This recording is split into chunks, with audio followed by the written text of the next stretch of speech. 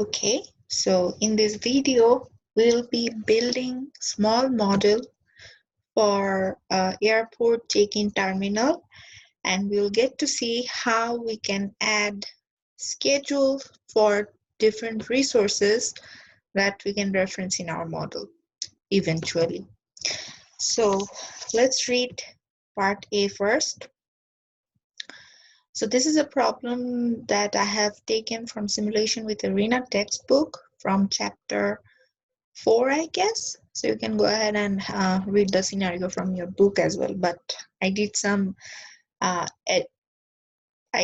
did some editing just to custom trail where I can demonstrate the use of schedule and use of decide module and how we can sort queues based on entity type and so on. So the first part here we can see it says travelers arrive at the main entrance door of an airline terminal according to an exponentially inter-arrival time distribution with a mean of 1.6 minutes, with the first arrival at time 0. At the check-in counter, travelers wait in a single line until one of the 5 agents is available to serve them. So there are 5 agents who are doing this check-in process.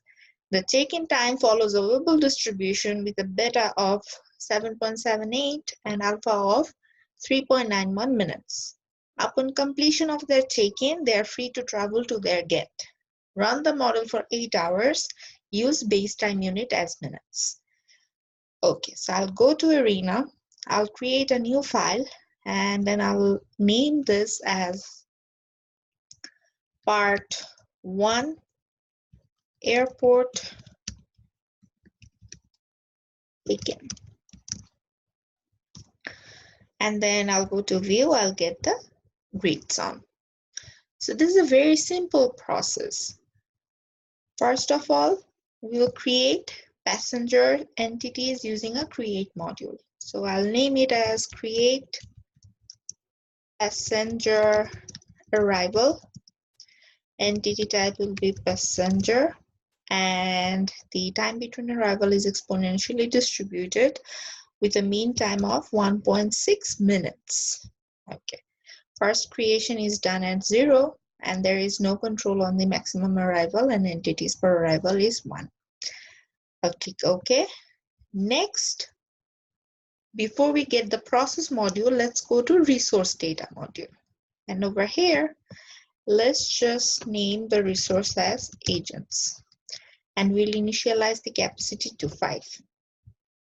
And for the first part, they're based on fixed capacity. Like for the whole 8 hours, all of the agents are present in the check-in process. Next, we'll get a process module from basic process panel.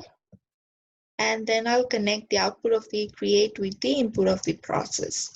Let's just name it check-in process. Check-in process. Type is standard. Delay action would be seize, delay, release.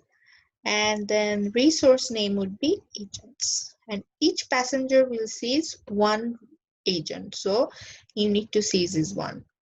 And their check-in time is following a Weibull distribution. So I'll get Weibull expression from here.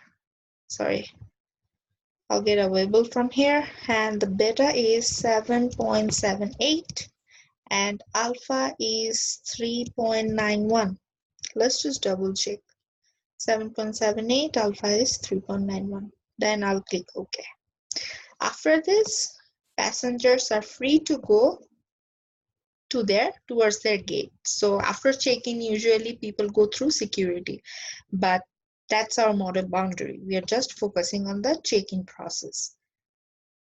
So dispose, let's just name it free to move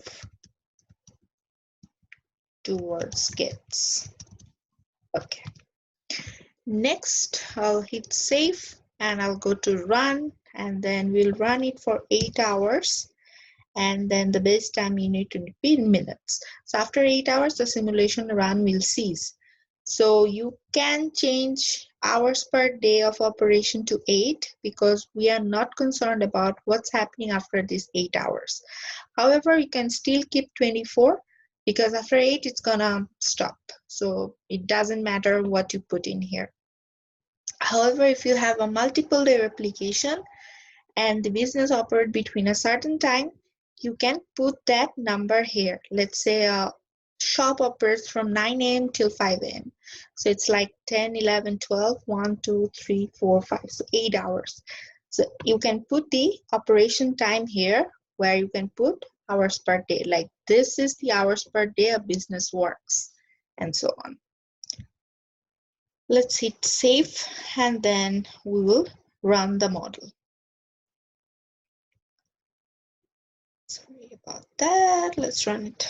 Okay, so it ran for 480 minutes and on average 272 passengers went out. Okay, so let's, as it is a simple model, I thought I can show you how to animate this simple process. So make sure you have the animate toolbar. If you don't have, you can go to view toolbar and then make sure you have checked animate and animate transfer toolbar, though we won't use any transfer here, but if you use route station segment module, you will need animate transfer. So if you have animate, then you should have this box over here, toolbar over here. So I'll click OK and then I'll click resource. So let's go ahead and go to this picture library.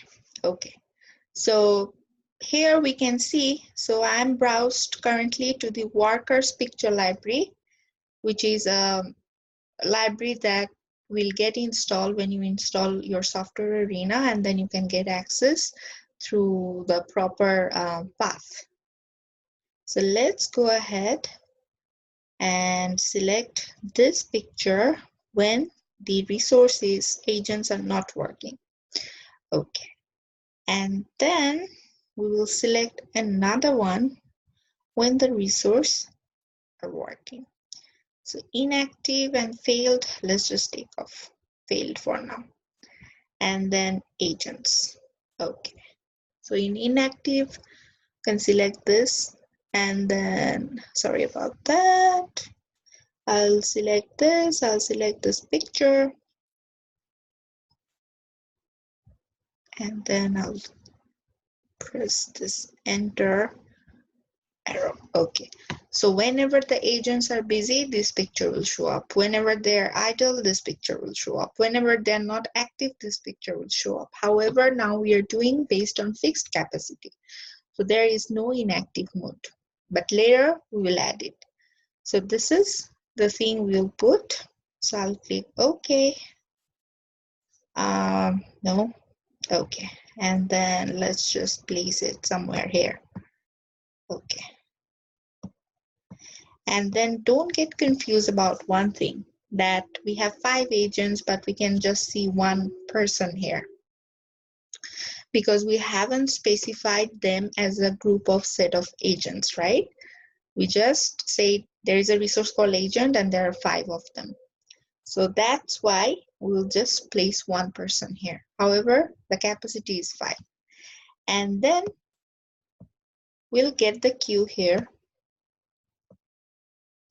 And in a model, you can have just one queue. So we'll place the queue here, and then I'll go to entity data module, and in picture, I'll select picture of person to define whoever is standing in the line. So it's a long queue, and then let's go ahead and see what happens. I'll run it, and then you can see they're coming in, and then they're getting processed over here, right? And if they're in the queue, they're seen here. If they are not, they're entering the system, and all the time the resources are busy basically. So it gives you some good idea what's going on or through your model, or if you're presenting your model to your to senior level people, or maybe to a crowd who is not that familiar with simulation modeling, animation really helps. So that's what I wanted to demonstrate in part A. So I'll just take off this resource for now, and then I'll place the queue over here, and then I'll shorten the length. Okay, I'll zoom in this area. Okay, let's go ahead and read part 2. So here, what it says, agent breaks are staggered. That is, one agent goes on break and immediately upon return, the next agent goes on break until all the agents have had their breaks. Starting at 1.5 hours into each shift or operation time, each agent is given one 15 minutes break or 0.25 hour small break.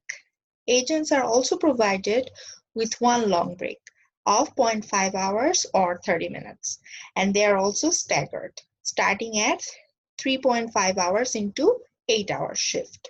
The agent would finish the service before leaving for both kinds of break. However, their break duration doesn't change. Report the scheduled utilization and instantaneous utilization for the agents. All right, so let's go back to Arena. So now what will happen is that we need to create agent schedule. Okay, I'll just fix my queue a little bit. Okay, so I'll go to schedule and double click here. I'll create a schedule for my agents, and I'll name the schedule as schedule agent schedule, and this will be based on capacity. And for here, I'll double click on the duration. And unit time is in hour. So for the first 1.5 hour, we'll have all our agents here. So now how many agents we have? 5.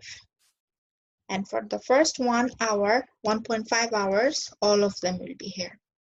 Next, the short break will start, right? Okay. So in values, so duration in hours.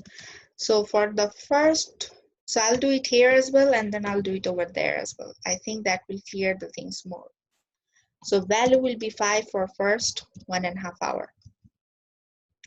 Next, starting at 1.5 hours into shift, each agent is given a 15 minutes break. All right. So 15 minutes, it's 15 over 60 is 0.25 times 5 is how much? 1.25. So starting from 1.5 hour into service up until 2.75 hours, in between this duration, we'll just have 4 agents because all of the agents will be taking short breaks. So one of them will go and come back later after 15 minutes, and the other one will go up until all of them get the service. Okay. Next, agents are also provided with a long break starting at 3.5 hours into service. So if you add 1.5 with 1.25, how much it is? 2.75, right? So the long break starts at 3.5 hours into service. So let's get the calculator. So 3.5 minus 2.75. So after the short breaks are over, up until the next 0.75 hours, all the agents will be back again. And then the long break will start. And that long break lasts for 0.5 hours or 30 minutes times 5, and which is 2.5. Then we'll have just 4 agents because in between this time, agents are going for long breaks and coming back. So if we add all this up, how long it is? 1.5 plus 1.25 plus 0.75 plus 2.5. 6. So we are just running an 8-hour simulation. So if we subtract 8 from 6, that is 2, right? So during the last 2 hours of the service, all of the agents, all of the 5 agents will be there. So that's how we have to calculate the schedule. All right, let's go back and let's initialize the value accordingly. So here for 1.25 hours, after 1.5 hours of service, we will have 4 agents, and all of them will be there for 45 minutes after they have finished their long breaks, and then they will go for their second break. So I said it wrong. So for 45 minutes after their short break is over, they will take the long break, and it will last for 2.5 hours. And for the remaining 2 hours of service of this 8-hour simulation, all of them will be here. So that's what we specified in here. Why it's 4, 5, 4, 5? Because our capacity of agents is 5. That's why it's incrementing or decrementing accordingly. Let's go ahead and save the file. Let's go back here one more time. And let's try to do it for another duration of break. Let's say for the short break, now it lasts for 0.25 hours. And it starts at 1.5 hours. So values will, and we have still 5 agents, for example, duration in hours. So for the first 1.5 hour, we'll have all of the agents. Next, we'll have 4 agents. For the next, how many hours? 0.2 times 5, which is 1. For the next 1 hour, we'll have 4 agents. And then again, we'll have all the agents up until the long break starts. When the long break will start? So 1.5 plus 1 is 2.5, right? So the long break starts at 3.5 hours. So after 2.5 hours of service, all of the agents will be back. And then we will again have 4 of them due to their long break. So 0.3 times 5 is, let me just get the number, 0.3 times 5 is 1.5. So we'll have 4 of them starting from 3.5 hours, okay, into service. So if we add all this up, 1.5 plus 1 plus 1 plus 1.5 minus 8, we'll have 3. So for the last 3 hours of service, we'll have all the agents one more time. And all this duration should add up to the total simulation run. Okay, let's go back to our arena model. This was just an example. So you can pause the video and try to do it by yourself. Okay, so over here we have referenced our agent schedule. We have to go back to resources, and in type we'll select based on schedule. And then in schedule name, we will select the schedule we just created, agent schedule. And in selection rule, we will select, by default it's wait, and for our case it's gonna be wait. Why? Because in the scenario it says that the agents would finish the service before leaving for both kind of breaks. However, the break duration doesn't change. So if they have someone in service, maybe they're checking in some passenger, they won't leave instantly as the break starts. They will finish the service and then they will go for their breaks. However, their break duration doesn't change. If they have done the same thing, however, the break duration were reduced, then this schedule rule would have been what? Right, would have been ignored. And when we need to reference preempt as schedule rule? When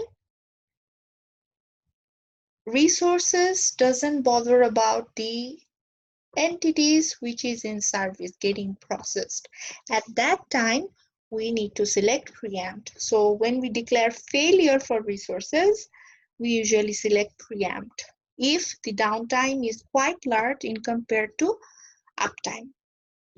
For this simple model, we'll select wait. Okay, let's go ahead and run the model. And then over here, I'll click yes. And then I'll go to resources. And then I'll go to instantaneous utilization.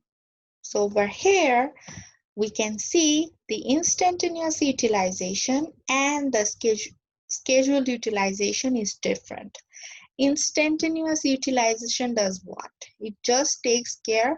So this is a discrete event simulation, right? Whenever an event happens, the time changes. Event could be arrival, departure, completion of some kind of activities within the simulation model. So whenever something happens, Arena ticks whether the resource is busy at this time or not. It doesn't bother. So while calculating instantaneous utilization, it doesn't bother whether the resource is scheduled to be here at this time or not. So let's say a resource is on a scheduled break. Arena will treat the utilization for this resource as a particular time during its break as 0. So that's kind of a little misleading, right? Because the resource is not to be supposed to be here because it's on a break. So in that case, whenever we are using a schedule for defining resource availability in an Arena model, we usually use schedule utilization. So these two value differs. And why it's larger than this? Because we have wait, right? So what's happening here is that even if they are not scheduled to be at a particular time, they are there kind of to finish the work in progress. So that's why this two differs. Try to play it around with different configuration of resources and see how it varies. Okay, so let's go ahead and stop this run and go back to read the scenario. So in part 3, what we'll be doing is, so let's just read it first. During the verification process of the airline check-in system, it was discovered that there were really two types of passengers. The probability of having traveler type A is 60% and has a service time following a gamma distribution with a parameter of beta 0.42 and alpha 14.4. Rest of the arriving travelers are of type B and has a service time following an airline distribution. A passenger of each time arrives at 0. Report the total system time for type A and type B passengers. Okay, so what we need to do? We have to go back to Arena. See over here, we don't have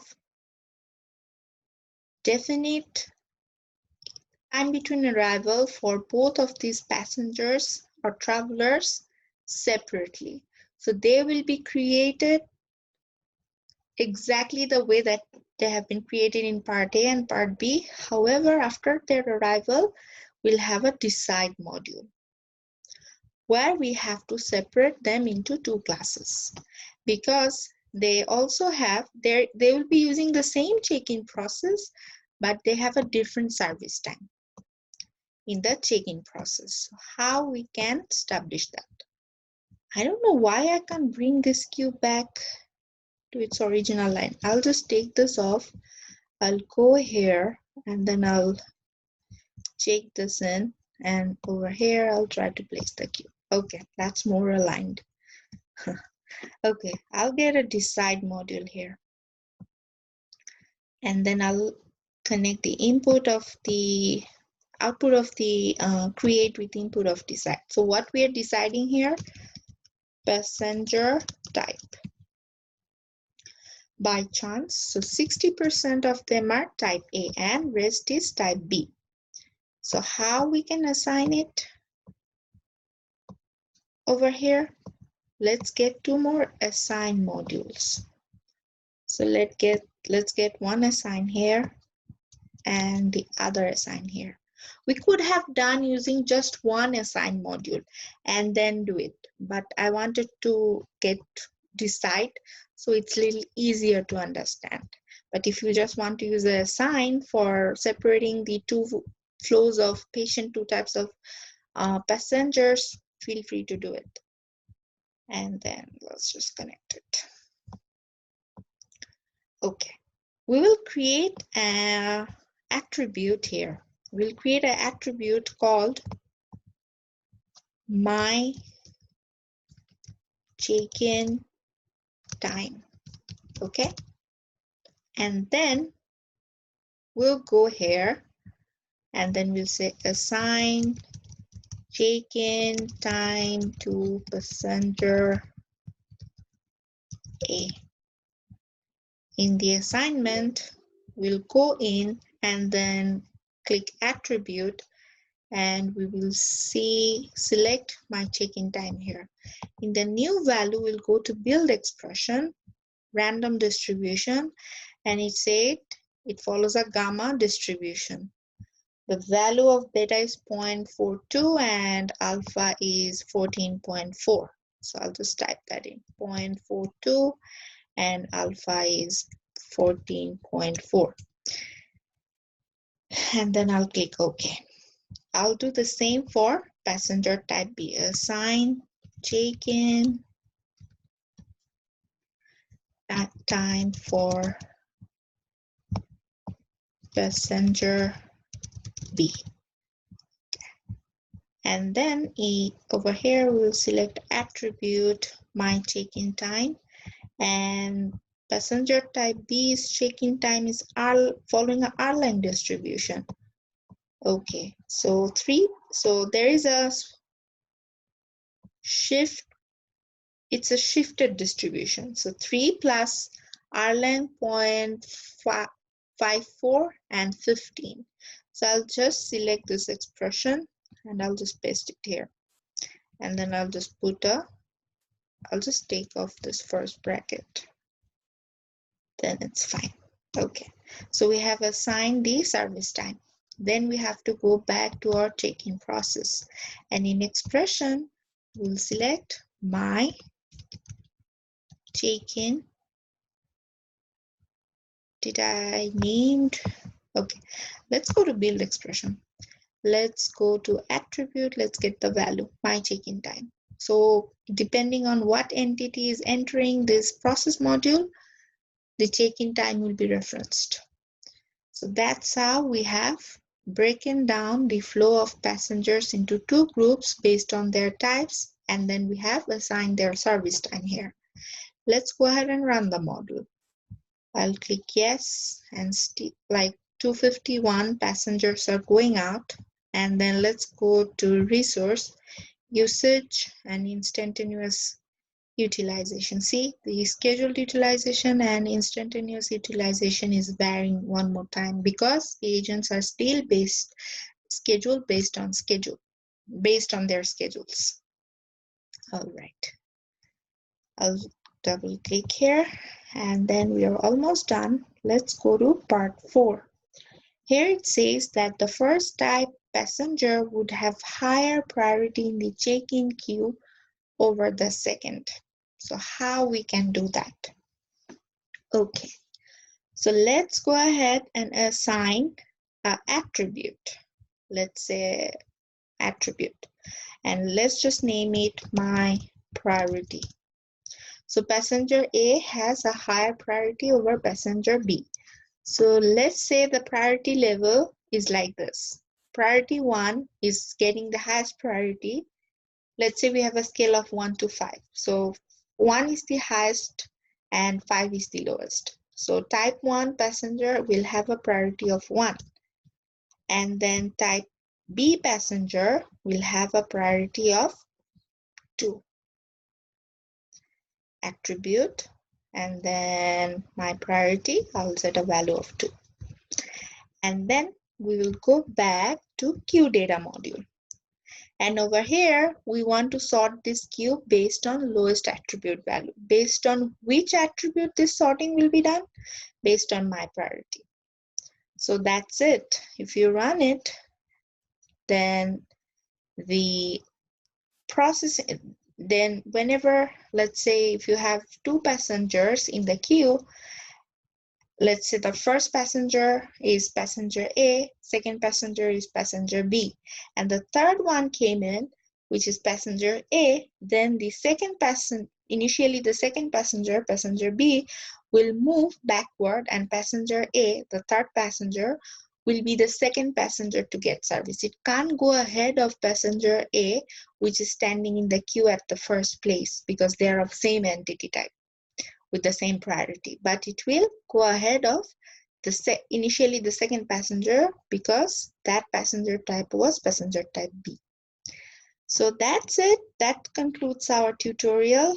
So I hope you have a somewhat clear understanding how to define schedule, how to sort your queues, how we can assign different service time, how we can assign priorities and then sort the queue, and how to do a small animation.